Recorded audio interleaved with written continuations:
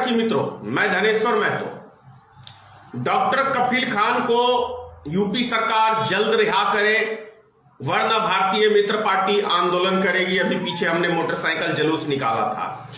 यह समझने की जरूरत है हमें कि आखिर डॉक्टर कपिल खान को यूपी सरकार ने क्यों उसके ऊपर राजद्रोह का मुकदमा लादा। उसका कसूर सिर्फ इतना सा है कि उसने यूपी सरकार के, जो आपको याद होगा गोरखपुर के अंदर हॉस्पिटल में इनकी ड्यूटी थी, वहां पे एक ही महीने में बहुत सारे बच्चों की मृत्यु हुई थी ऑक्सीजन की कमी से। उसका विरोध इन्होंने किया था, तभी से यूपी सरकार को खटक रहे थे ये, और ये ताक में थे। उसके बाद आप सबको याद होगा एनआरसी, जो हमारे हिंदू भाइयों को जानकारी नहीं था कि आखिर एनआरसी में भारत सरकार ने ऐसे कौन कौन से नियम लागू किए हैं जो असम में लागू हुआ था। असम के अंदर जो लागू हुआ था, समझ लीजिए 1971 से पहले आपको अपने बाप दादा के नाम की प्रॉपर्टी दिखानी होगी, जो संभव नहीं है। हिंदुस्तान में 20 से 25% आदमी दिखा सकते हैं ये डॉक्यूमेंट।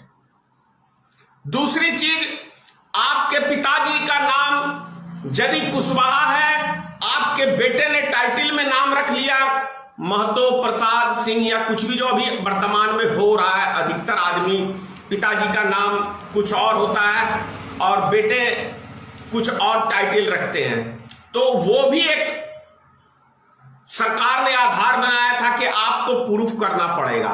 ऐसी बहुत सारी चीजें थी जो असंभव सी बात थी आम नागरिकों के लिए। और आपको याद दिला दूं, देश के अंदर जो बंजारा रहते हैं, आप सब देखते होंगे टेंट गाड़ गाड़ के, ये कौन से बाप दादा की अपनी प्रॉपर्टी का कागजात दिखाएगा। बिहार सरकार की ही बात कर रहा हूं, तो मैं समझता हूं लगभग 40 से 60% आदमी भूमिहीन आदमी है, जो कोई डॉक्यूमेंट सरकार को नहीं दिखा सकता है कि मैं यहां का नागरिक हूं। क्योंकि भारत सरकार, गृह मंत्री ने स्पष्ट कह दिया था कि हम आधार कार्ड, पहचान पत्र, वोटर आईडी कार्ड और क्या कहते हैं पासपोर्ट, इनकी हम कोई वैल्यू नहीं देंगे। तो फिर वैल्यू रहता किसका है, आप ये समझ लीजिए। तो आसाम के अंदर पहली बार जब एक लिस्ट बनी थी तो 40 लाख आदमियों की नागरिकता चली गई थी आसाम में। तब वहां के लोगों ने विरोध किया था, रोड पे आए थे। फिर दोबारा से केंद्र सरकार ने मौका दिया और अफसरों ने किसी से 20,000, किसी से 30,000, किसी से 50,000, किसी से 1 लाख रुपया रिश्वत लिया, तब उसकी नागरिकता दी। और 19 लाख आदमियों की नागरिकता, 19 लाख कुछ हजार आदमियों की नागरिकता उसके बाद भी गई, जिसके अंदर आपको जानकारी दे दूं कि 15 लाख से ज्यादा उसमें हिंदू थे। जबकि भारत सरकार यह कहने में लगी थी कि हम बांग्लादेशी हिंदू को बसाएंगे, पाकिस्तान के हिंदुओं को बसाएंगे, अफगानिस्तान के हिंदुओं को बसाएंगे, तो 15 लाख हिंदुओं की नागरिकता कैसे चली गई, ये समझने की जरूरत है। इसके लिए मैंने भी पहले भारत सरकार का समर्थन किया था कि विदेश वालों को बसाएंगे, तो इसमें आपत्ति क्या है। जब मुझे जानकारी हुई कि आसाम के अंदर हिंदुओं के साथ 19 लाख में से 15 लाख हिंदुओं की भी नागरिकता चली गई, तब मैं भी इस प्रोटेस्ट का हिस्सा बना। बहुत सारे प्रोटेस्ट में मैंने भाग लिया और मैंने ये बात कही। तो वही चीज डॉक्टर कपिल खान ने भी इसका विरोध किया, एनआरसी का, सीएए का और एनपीआर का। क्योंकि एनपीआर में भी भारत सरकार ने कुछ इसी तरह का हथकंडा लगाया हुआ था।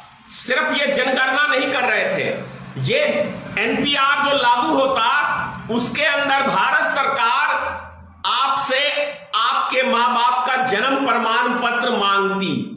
ऐसा इन्होंने कानून पास किया था। तभी मैंने कहा था कि नरेंद्र मोदी अपने बाप का पहले जन्म प्रमाण पत्र दिखाए और अपनी मां का दिखाए, तब देश की जनता से मांगे। और अमित शाह अपने बाप और मां का जन्म प्रमाण पत्र दिखाए। जो 5% आदमी भी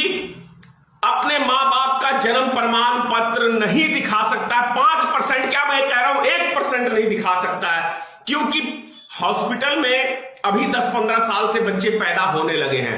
लेकिन जिस जमाने में हम लोग हैं, या 30-40 साल पहले की बात है, कोई हॉस्पिटल में इक्का दुक्का बच्चा पैदा होता था, नहीं तो गांव के अंदर दाई आती थी, वो बच्चे पैदा करती थी, मतलब डिलीवरी होता था उनके मार्फत से।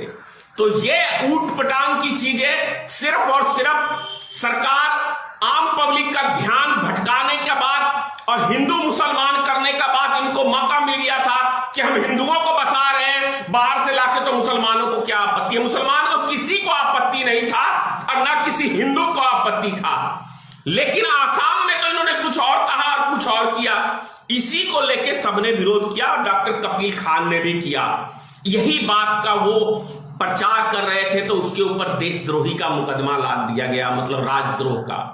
इसी को लेके, और यदि उनके अंदर ऐसी भावना होती तो पिछले साल बिहार के अंदर बाढ़ में गरीब आदमियों के बच्चों का इलाज आके वो कपिल खान किया।